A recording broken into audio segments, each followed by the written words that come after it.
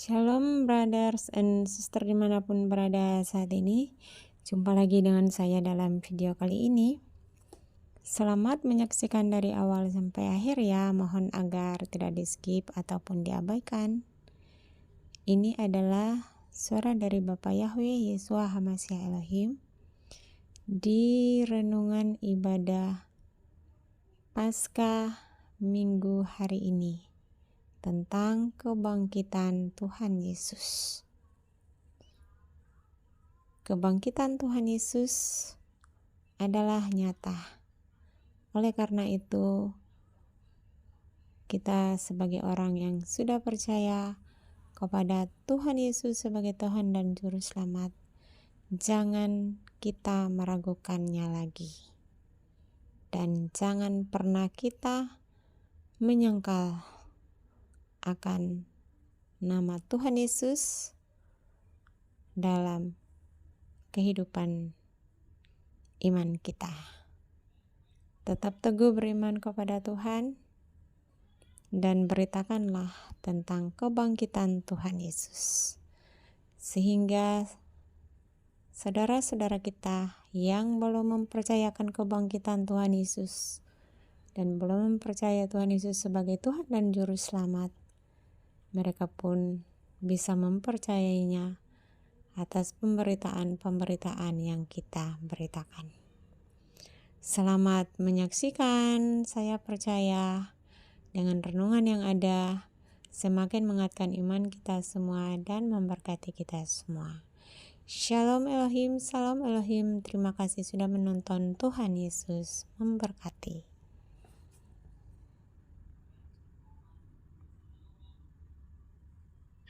Yang kita kutip dari Injil Lukas pasal 24. Lukas 24 ayat 1 sampai yang ke-12. Lukas 24 ayat 1 sampai yang ke-12. Di dalam nama Tuhan kita Yesus Kristus, mari kita baca bersama-sama. 1.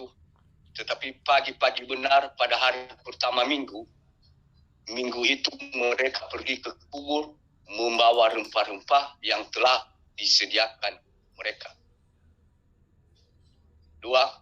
Mereka mendapati batu sudah terguling dari kubur itu. 3. Dan setelah masuk, mereka tidak menemukan mayat Tuhan Yesus. 4. Sementara mereka berdiri termangu-mangu karena hal itu, tiba-tiba ada 2 orang berdiri dekat mereka memakai pakaian yang berkilau-kilauan. Ayat yang ke-5, mereka sangat ketakutan dan menundukkan kepala. Tetapi kedua orang itu berkata kepada mereka, "Mengapa kamu mencari dia yang hidup di antara orang mati? Ayat 6, ia tidak ada di sini, ia telah bangkit. Ingatlah apa yang dikatakannya kepada kamu ketika ia masih di Galilea." 7, yaitu bahwa anak manusia harus diserahkan ke tangan orang-orang berdosa dan disalibkan dan akan bangkit pada hari yang ketiga. 8, maka teringatlah mereka akan perkataan Yesus itu.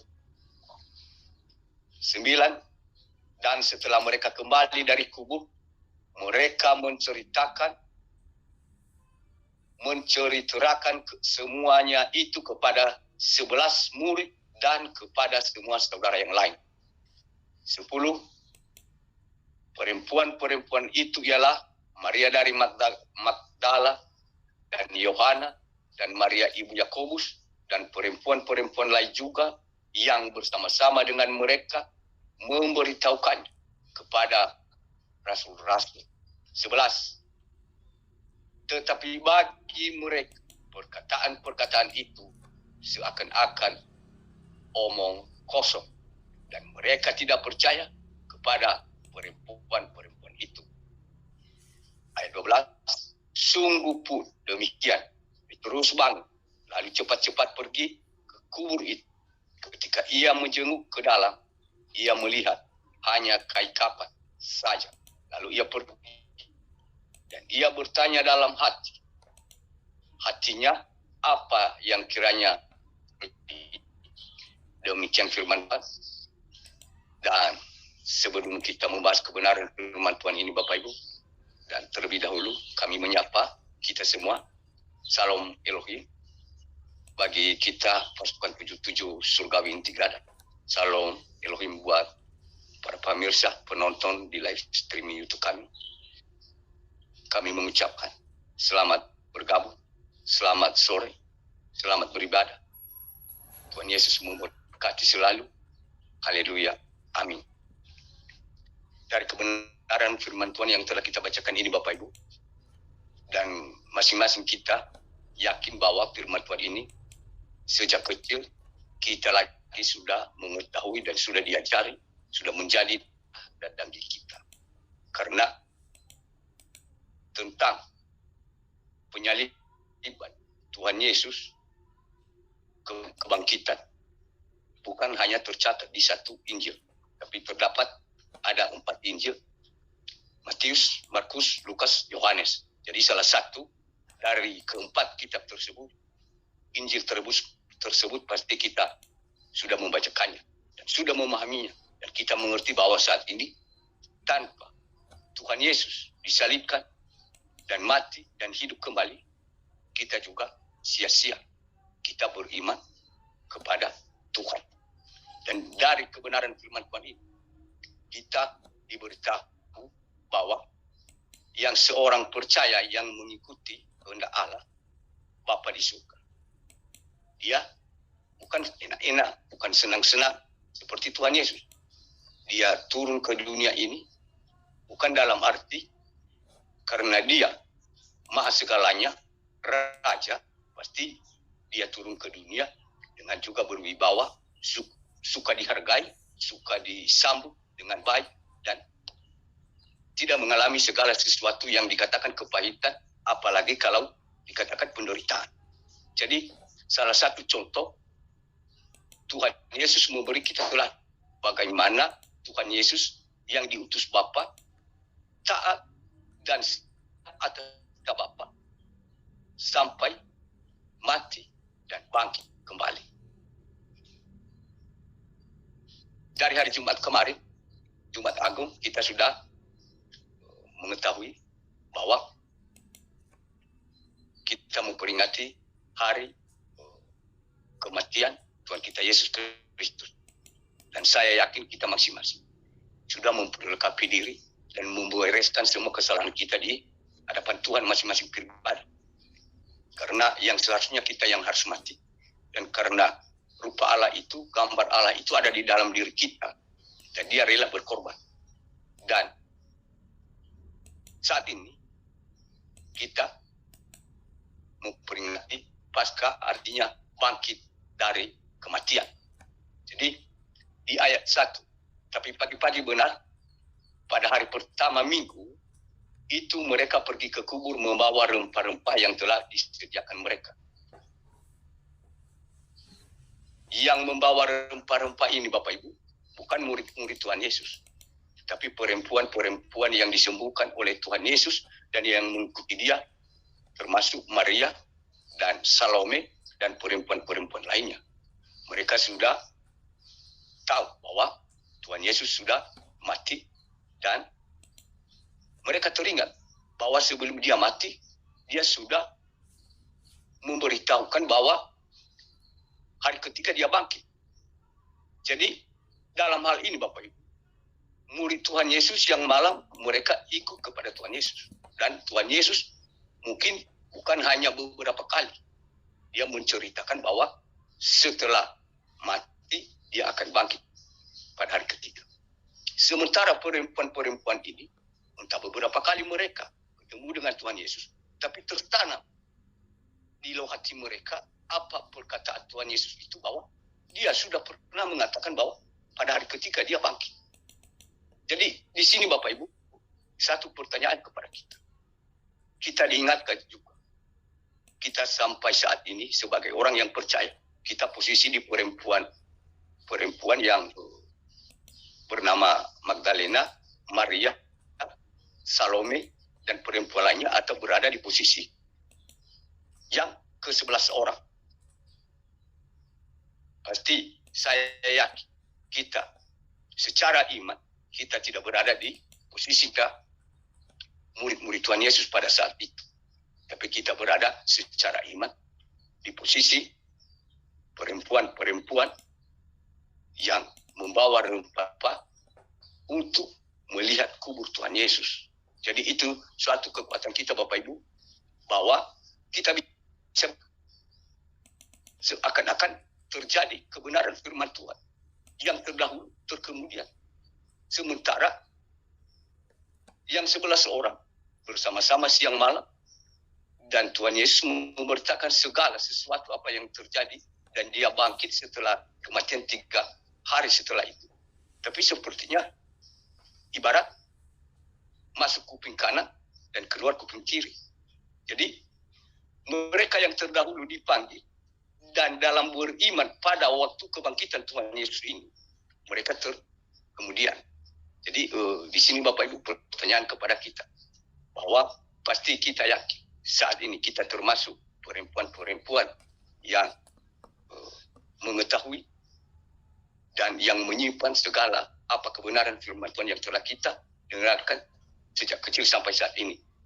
Dan diteruskan di sini, mereka mendapati batu sudah terguling dari kubur itu. Jadi pada saat itu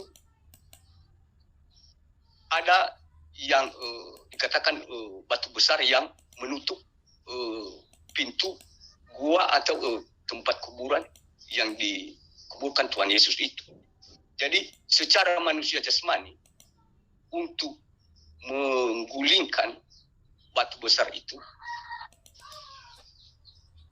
kalau tenaga manusia tidak bisa. Jadi mereka mendapati batu itu sudah terguling.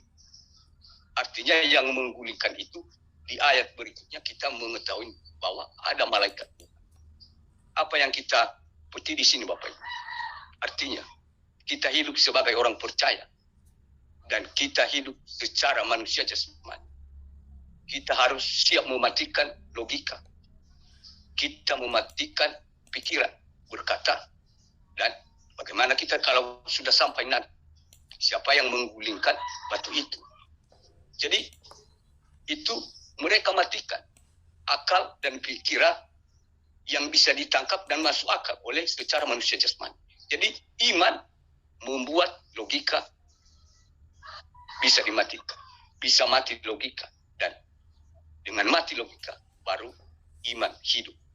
Tanpa mati logika, iman mati, sama-sama mati. Di sini diingatkan kita bahwa yang tidak mungkin bagi kita sebagai anak-anak Tuhan yang percaya, bagi Tuhan tidak ada yang mustahil. Banyak caranya sendiri mengirim malaikat.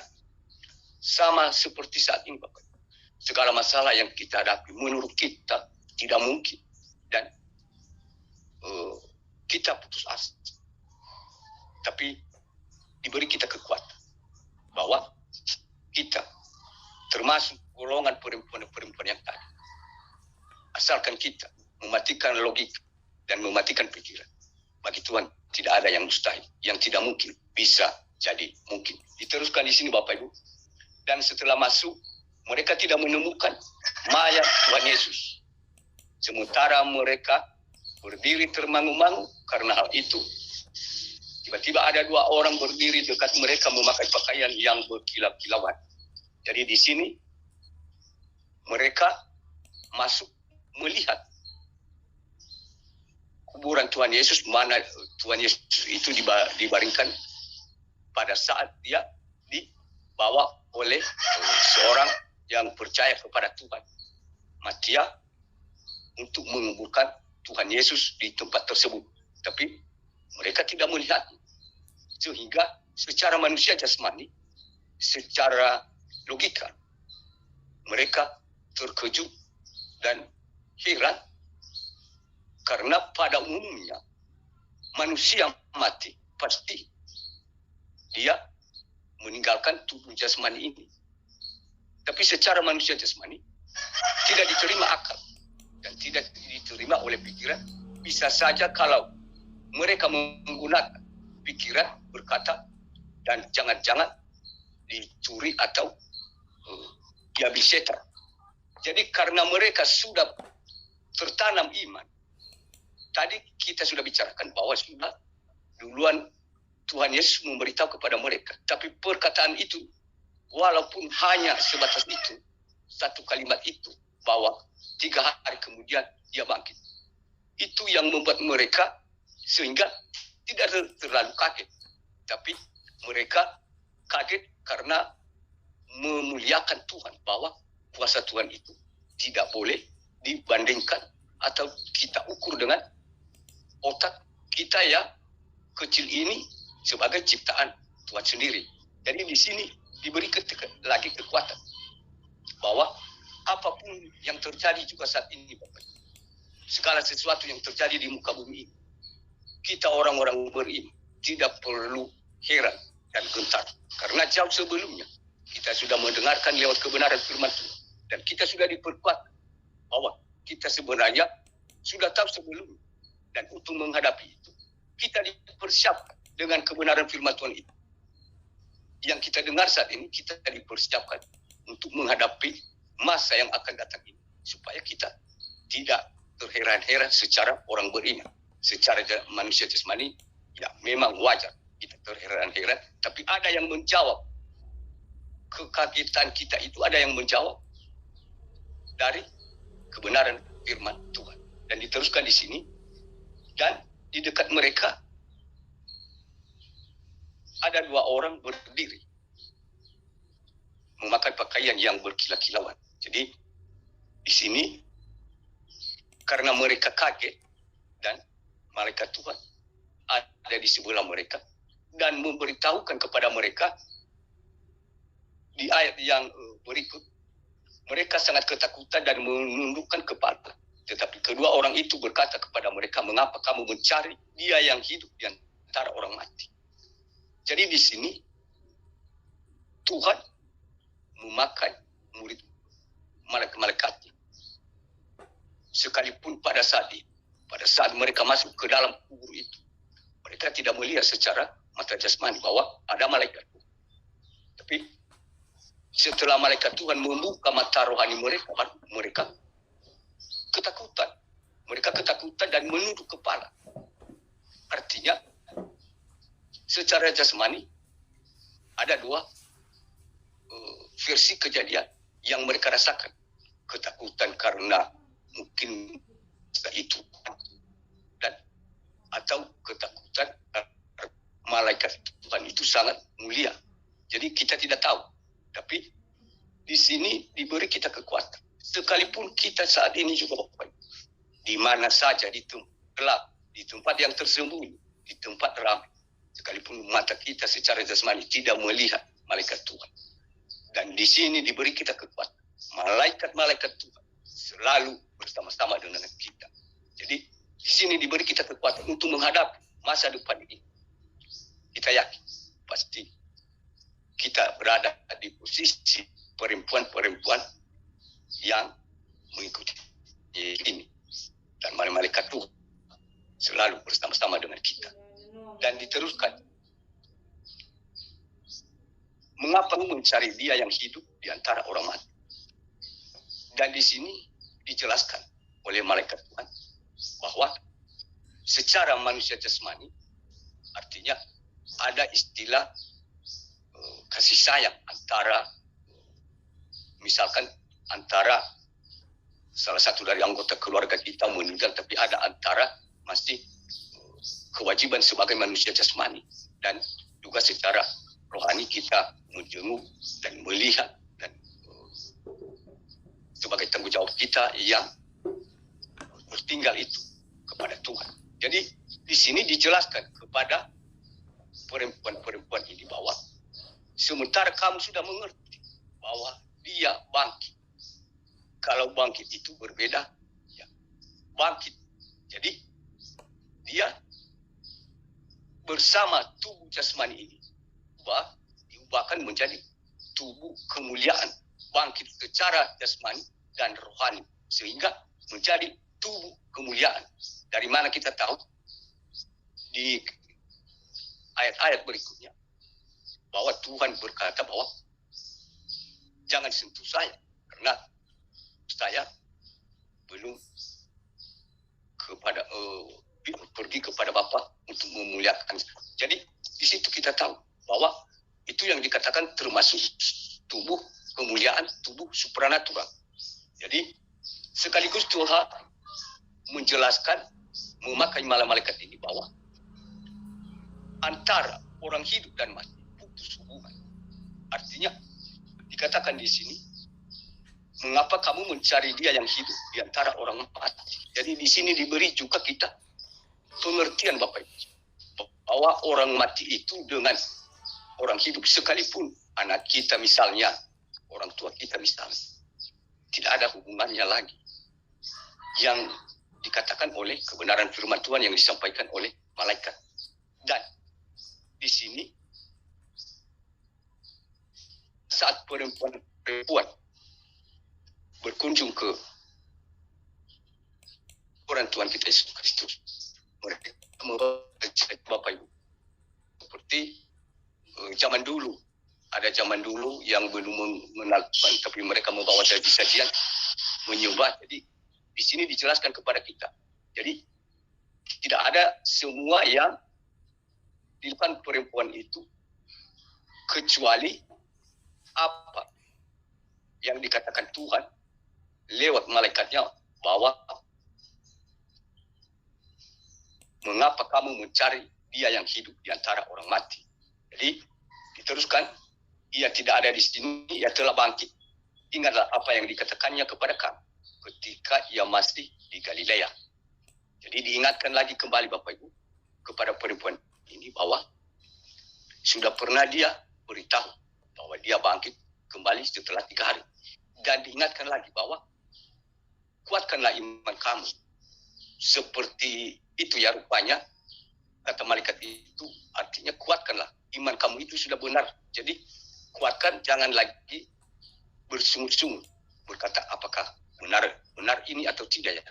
Dan secara manusia jasmani ini tidak diterima akal dan logika. Jadi seakan-akan malaikat Tuhan itu memberi petunjuk kepada perempuan itu bahwa matikah logikamu itu. Jadi andalkan apa yang dikatakan Tuhan Yesus itu benar.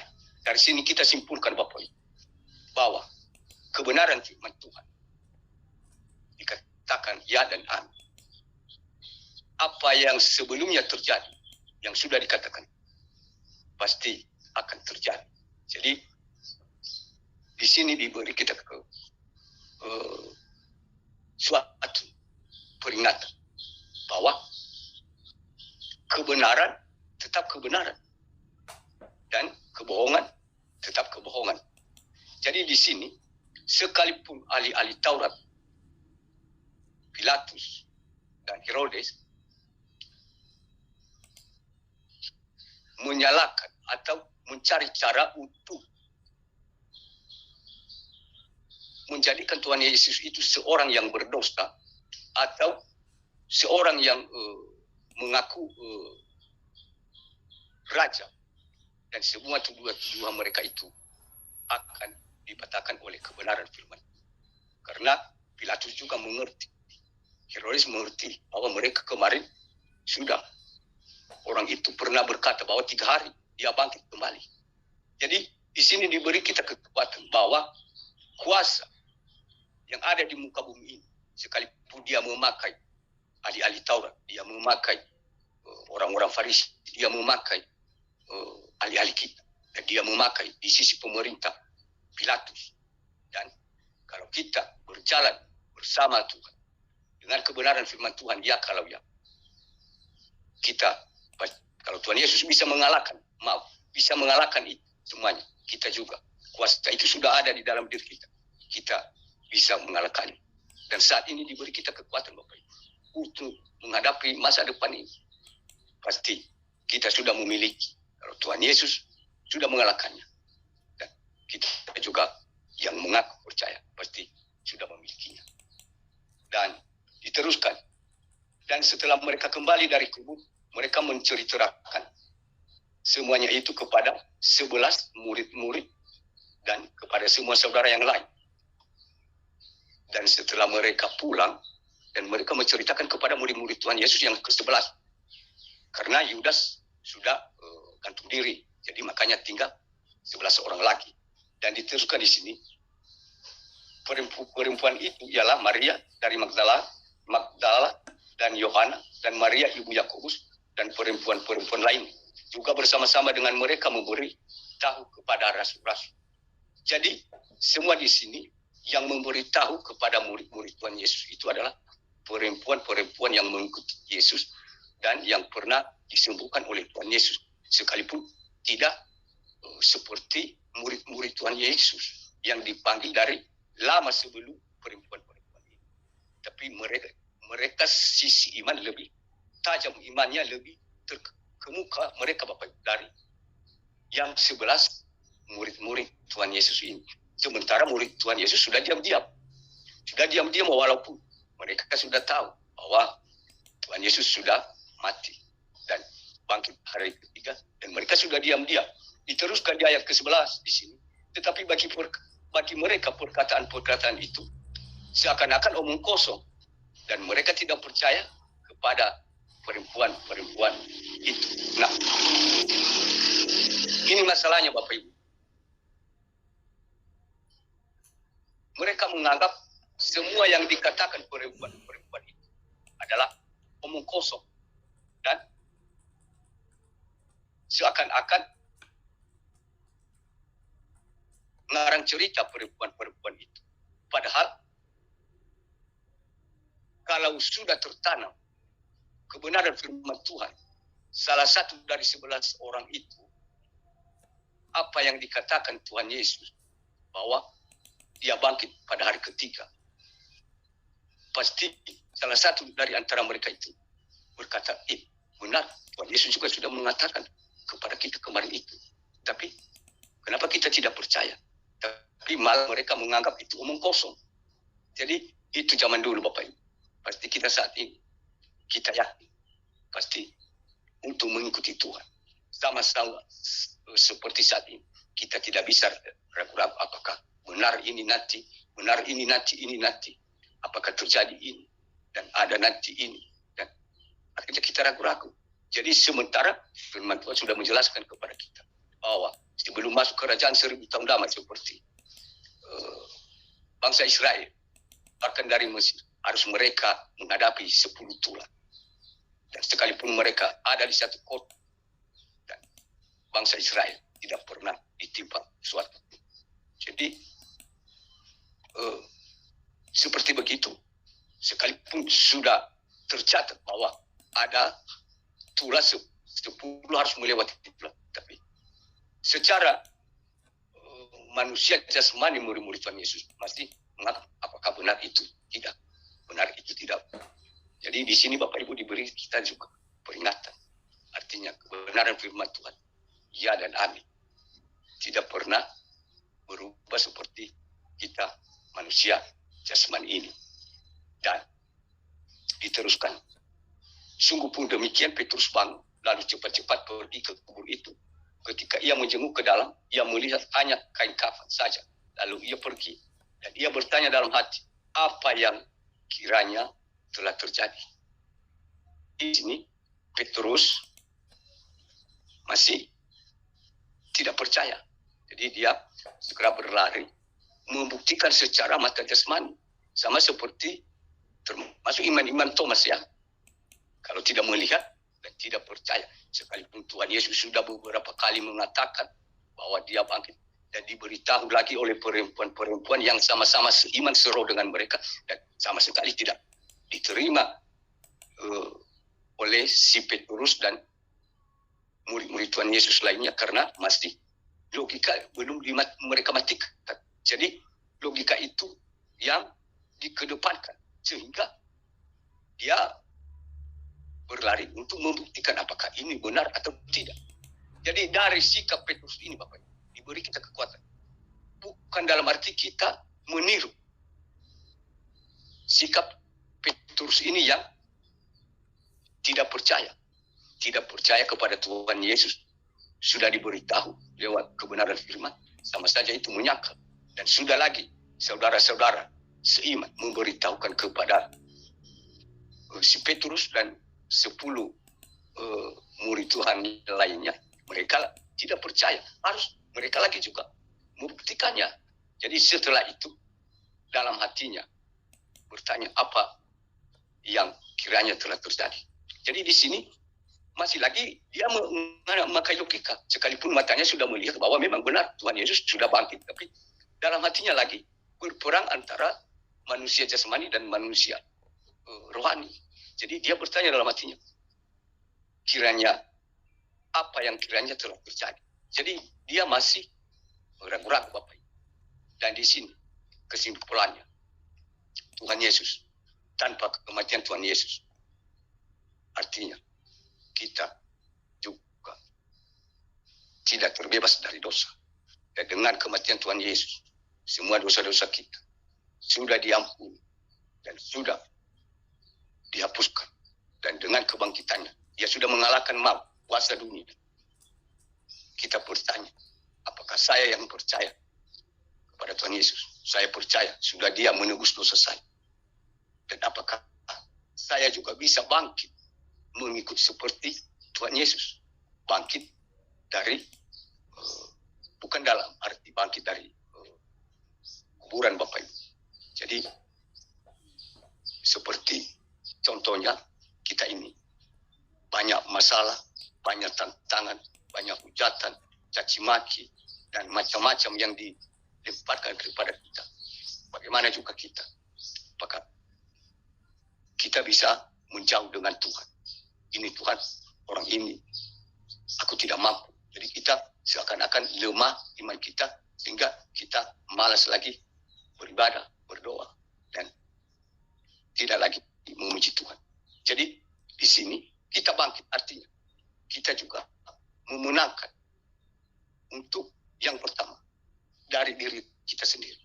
Kita menangkan iman, jangan kita menangkan logika dan keinginan daging lainnya. Ini harus dulu mulai dari diri kita sendiri. Kita harus menangkan Bapak Ibu. Seperti Tuhan Yesus sudah memenangkan segala yang ada di bumi dan yang ada di bawah bumi. Dia sudah mengalahkan, sekalipun secara manusia jasmani sebelum dia bangkit. Dan Pilatus, semua yang menyalibkan dia merasa terpuji dan hebat dan menang secara jasmani, tapi secara rohani akhirnya mereka malu sendiri. Jadi begitu pula saat ini Bapak Ibu. Sekalipun saat ini ada orang yang berkata mereka lebih benar daripada kita dan mereka lebih hebat membahas kebenaran firman Tuhan, tapi ada suatu saat nanti pasti mereka akan sadar. Dan yang kita sayangkan, artinya penyesalan itu memang selalu datang terlambat.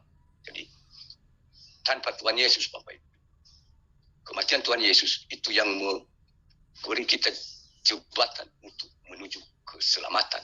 Jadi kita juga matikan keinginan daging dan dosa-dosa yang sudah kita